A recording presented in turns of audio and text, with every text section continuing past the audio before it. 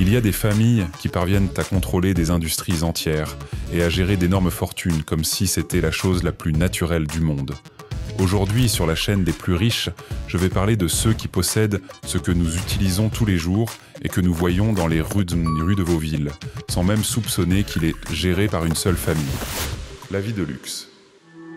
La famille Wertheimer est considérée comme l'un des exemples les plus illustratifs de la façon dont un empire colossal peut être construit sur une alliance avec un brillant innovateur.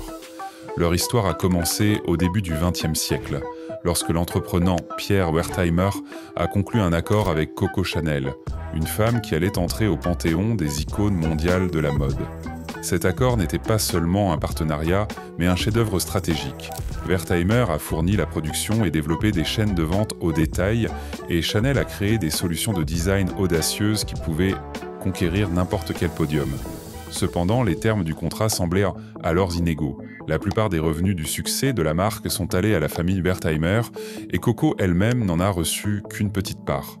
Cela a provoqué une série de conflits et même l'intervention de structures de haut rang lors d'événements historiques difficiles. Chanel aurait tenté de contester l'accord en utilisant ses relations et même l'influence du régime qui occupait la France.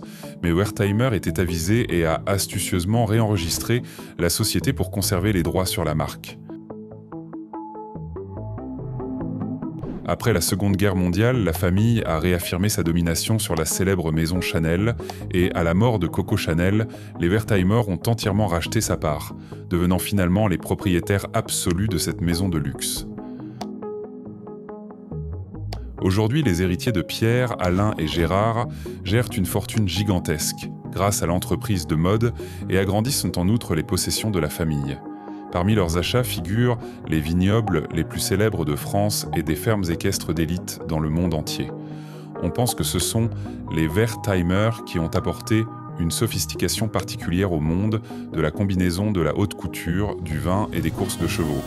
Pour souligner leur amour pour les vins de qualité, la famille a acquis d'autres établissements vinicoles, non seulement dans leur pays d'origine, mais aussi dans un certain nombre d'autres pays où le climat est idéal pour la culture de certains cépages. On dit que certains spécimens de la collection privée des Wertheimer sont évalués à des sommes astronomiques, atteignant tellement de zéro que tous les banquiers n'auront pas le temps de les compter d'une seule traite. Cette dynastie combine la capacité de bénéficier de partenariats et une passion pour le vrai luxe, ce qui leur donne le droit d'être considérés comme l'une des familles les plus influentes de l'industrie du luxe. S'il est question de richesse avec une saveur indienne, le nom de famille Ambani apparaîtra invariablement tout en haut de la liste. L'Inde, qui compte un nombre incroyable de personnes, n'est pas connue pour sa répartition égale des revenus, et c'est pourquoi la famille Ambani est au sommet inébranlable de l'Olympe financier. Leur fortune s'est construite autour d'un énorme conglomérat appelé Reliance Industries, dont les intérêts vont de la pétrochimie et du textile aux télécommunications et aux médias. Et étonnamment, chacune des zones rapporte des bénéfices fabuleux, permettant à Ambani de rester à l'avant-garde du classement mondial des super riches. Mais la véritable ampleur de leur luxe peut être comprise en regardant leur maison légendaire, un gratte-ciel chic appelé Antilia, qui se dresse au cœur de Mumbai. On estime que la création et l'arrangement de ce géant ont coûté un montant inimaginable, dépassant plusieurs milliards en termes de monnaie internationale. À l'intérieur, il y a son propre spa, un cinéma unique, un centre de remise en forme et même une salle où le climat est maintenu artificiellement à un niveau proche du gel afin que la famille puisse profiter de la neige dans un pays où l'hiver ne voit jamais. Et ce n'est qu'une petite partie de ce qui tient dans les 27 étages de ce titan, un véritable hôtel à la ligne d'horizon pour 6 membres de la famille. Bien sûr, il y a des dizaines de voitures de luxe ici et tout l'étage est consacré à une vaste flotte. Sur ma chaîne, on fait souvent attention aux voitures les plus chères, et Ambani a presque toutes les marques haut de gamme célèbres dans sa collection. Mais en même temps, la famille est également activement engagée dans des œuvres caritatives, investissant des fonds considérables dans des programmes éducatifs et sociaux, aidant des milliers de personnes à travers l'Inde. Le sens de la responsabilité envers la société coexiste avec une échelle incroyable de dépenses personnelles, créant un contraste unique lorsque le gratte-ciel d'Antilia symbolise à la fois le pouvoir et la soif de changement pour le mieux. La famille Rothschild est la même dynastie autour de laquelle les théories du complot et les légendes de la domination mondiale se sont tissées depuis des générations. Et ces rumeurs ne poussent pas de nulle part. Lorsque votre capital total est estimé à plusieurs centaines de milliards, toutes sortes de ragots sont inévitables. L'histoire des Rothschild remonte au XVIIIe siècle, lorsque Mayer Amschel Rothschild de Francfort a jeté les bases de la dynastie. La banque est devenue leur porte d'entrée dans la haute société et leur réseau de succursales à travers l'Europe a renforcé leur sens des affaires et leur a donné une nouvelle vision de la finance mondiale. Le secret du succès des Rothschild a toujours été leur capacité à sentir les affaires rentables, et lorsque le monde entier était tourmenté par les guerres et les crises, à agir plus subtilement et plus rapidement que leurs concurrents. Au fil du temps, non seulement ils n'ont pas perdu leur position, mais ils ont également élargi leurs intérêts. La famille détient des actions dans les plus grandes sociétés minières, dans les domaines de l'énergie, de la construction et de nombreux autres domaines. On dit que les Rothschild ont des investissements impressionnants dans l'immobilier disséminé sur toute la planète, où les domaines individuels sont évalués à des montants que peu de gens peuvent offrir, même lors de ventes aux enchères prestigieuses. Les célèbres collections familiales d'œuvres d'art sont une fierté à part de ce clan. Des peintures et des sculptures de l'époque de la Renaissance, des objets rares des trésors culturels asiatiques, des découvertes archéologiques inhabituelles, tout cela est soigneusement stocké et coûte beaucoup d'argent. En même temps, ils ont leur propre fondation caritative et des programmes visant à soutenir les musées et les initiatives éducatives. Leurs activités publiques restent souvent dans l'ombre en raison de nombreuses rumeurs et stéréotypes, mais on ne peut nier que les Rothschild ont apporté une énorme contribution au développement du système bancaire mondial, soutenant plus d'un pays pendant les périodes d'instabilité économique. Lorsqu'il s'agit d'argent vraiment colossal, l'imagination dessine généralement des palais majestueux au milieu de déserts sans fin. Et c'est ainsi que la famille Al Saoud, qui dirige l'Arabie Saoudite et possède un tel fonds de richesse, est souvent décrite qu'elle en coupe le souffle à plus d'un. Bien sûr, lorsque vous avez entre vos mains une compagnie pétrolière qui fournit l'essentiel des approvisionnements mondiaux, cela élève automatiquement la dynastie à un sommet financier inaccessible.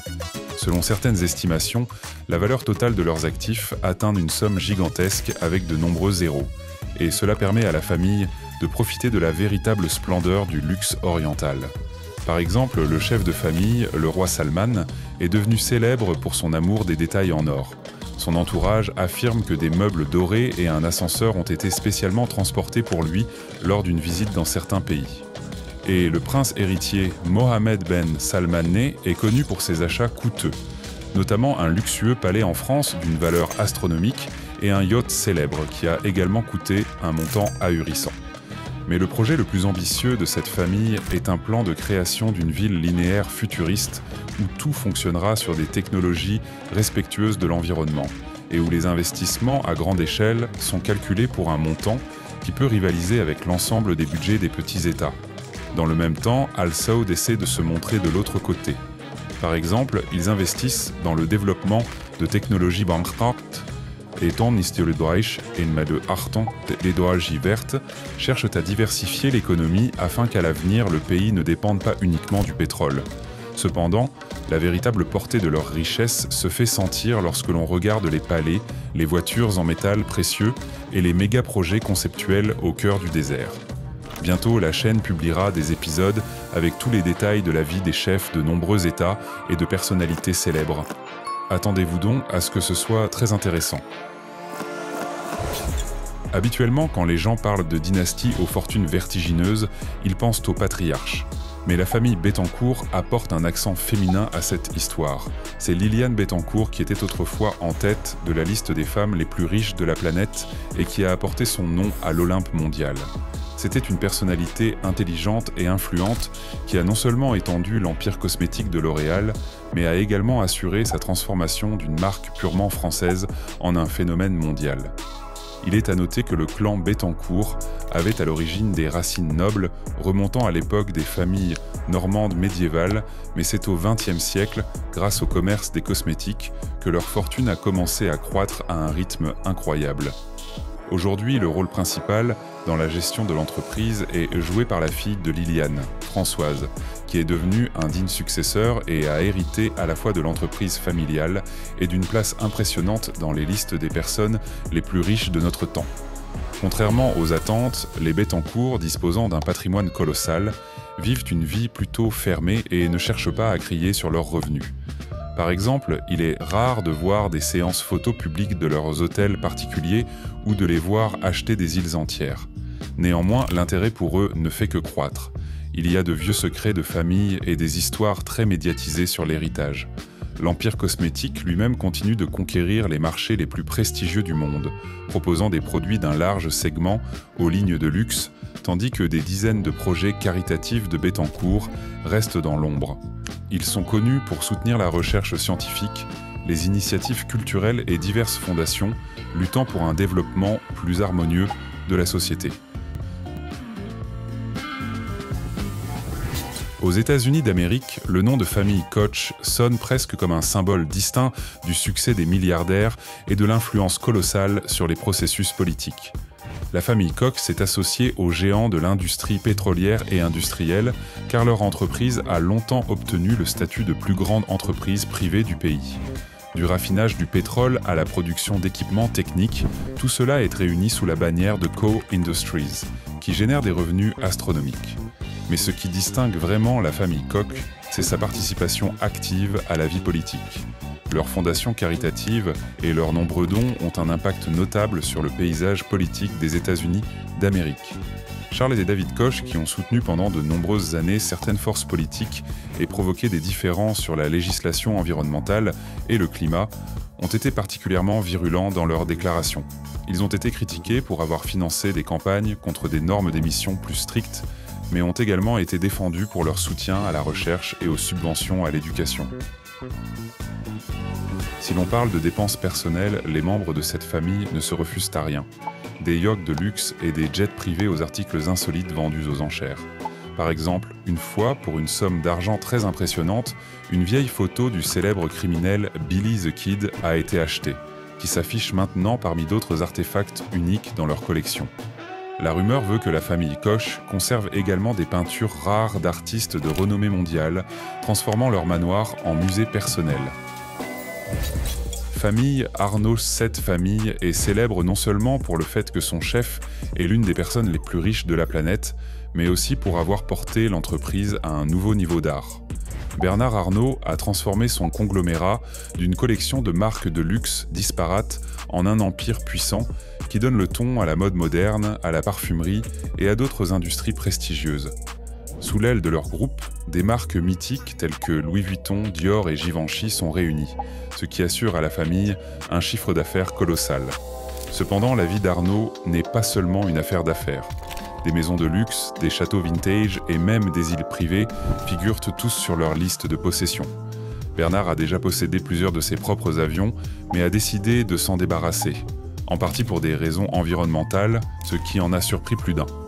Après tout, les clans avec un tel capital prennent rarement une telle mesure. Mais ils ont un amour pour les yachts. La famille est connue pour avoir à sa disposition un impressionnant super-yacht de plusieurs centaines de pieds polais de long, capable de défier n'importe quel géant des mers. Une partie des investissements de la famille est également destinée à des œuvres caritatives. Par exemple, Arnault a alloué des fonds considérables à la restauration de la célèbre cathédrale Notre-Dame de Paris et a aidé à des projets environnementaux visant à préserver les forêts des régions tropicales. La dynastie Arnault cherche ainsi à montrer que le luxe et la responsabilité sociétale peuvent aller de pair. Oui, ils ne cachemendent pas leur statut et sont heureux de présenter des tenues lumineuses ou un design impressionnant de la prochaine collection, mais la contribution au bien public est également considérable. Ceux qui aiment le chocolat et qui connaissent ces marques mondialement connues ont probablement essayé les produits pour le compte de Mars plus d'une fois. Mais derrière ce simple mot se cache une famille qui a fait des fèves de cacao et du caramel, leurs alliés sur le chemin de la grande richesse. Tout a commencé dans la première moitié du XXe siècle, lorsque Franklin Mars, avec sa femme, a lancé une modeste entreprise liée à la production de bonbons. Après une série de revers et de percées, le nom Mars est devenu synonyme de bonbons. qui est aimé par des millions de personnes à travers le monde. La famille Mars a dépensé ses bénéfices sur tout. En plus de continuer à investir dans la production de nouveaux types de barres de chocolat et de bonbons, leur intérêt s'est étendu au marché des animaux de compagnie. Aujourd'hui, en plus des bonbons bien connus, leur société investit activement dans les médicaments pour animaux de compagnie, un réseau de cliniques vétérinaires et des aliments spécialisés. Cette diversification a rendu la famille encore plus influente. Ils ne sont plus seulement des rois du chocolat, mais des magnats multidisciplinaires. Il y a aussi des histoires très intéressantes sur les achats de représentants de la dynastie. On dit que l'un des membres de la famille a acheté un domaine historique en Angleterre d'une valeur impressionnante, l'a entièrement restauré et l'a rempli d'objets de collection rares, des meubles anciens à la porcelaine et à l'argenterie. Les initiatives caritatives de Mars méritent également qu'on s'y attarde. Leur fondation soutient la recherche liée aux technologies alimentaires et au développement agricole durable, et certains de leurs projets visent à améliorer la qualité de vie dans les régions en développement. Lorsque vous pensez aux chaînes de vente au détail aux États-Unis d'Amérique, la première chose qui vient à l'esprit, ce sont les supermarchés géants où vous pouvez acheter presque tout dans le monde. Ainsi, derrière ces hypermarchés se trouve la famille Walton, qui possède une chaîne de magasins de renommée mondiale. Leur histoire a commencé avec un seul magasin que Sam Walton a ouvert il y a plusieurs décennies. Aujourd'hui, il s'agit d'un réseau de milliers de points de vente dispersés dans différents pays et le chiffre d'affaires y est aussi colossal que tous les autres acteurs du marché regardent Walton avec admiration et envie. En même temps, les représentants de cette famille semblent être assez modestes et donnent rarement lieu à des sensations fortes. Mais ne vous y trompez pas.